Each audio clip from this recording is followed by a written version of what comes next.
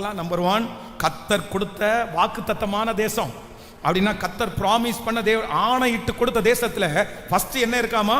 வனாந்திரம். Number 2, ரெண்டாவது Lebanon. மூன்றாவது என்ன இருக்குது? ஐப்ராத் நதி. நான்காவது என்ன இருக்குது? ஏத்தியரின் தேசம். ஐந்தாவது என்ன இருக்குது? சூரியன் அஸ்தமிக்கிற தேசம். ஆறாவது என்ன இருக்குது? பெரிய சமுத்திரம். ஹல்லேலூயா.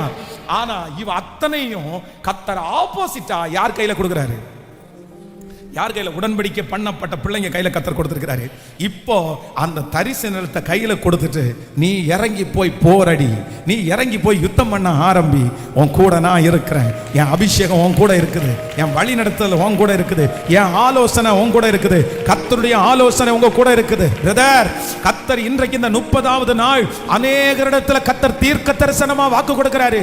மகனே, நான் உனக்கு வாக்கு தத்தம் பண்ணின தேசம் இதுதான், உனக்கு ஆணையிட்டு கொடுத்த தேசம் இதுதான்.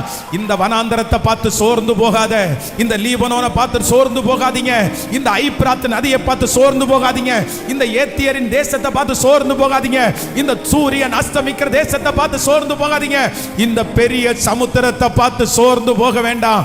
நான் உன்னை காலடி எடுத்து வைக்க பண்ணி உனக்கு முன்பாக இருக்கிற அத்தனை ஜாதிகளையும் உன்னை விட்டு துரத்தி அதே இடத்துல உங்க வம்சத்தை நிலைப்படுத்துவேன். அதற்கான பலன் இப்பொழுது பரலோகத்திலிருந்து அநேகர் மேல இறங்கி வருகிறத பார்க்கிறேன்.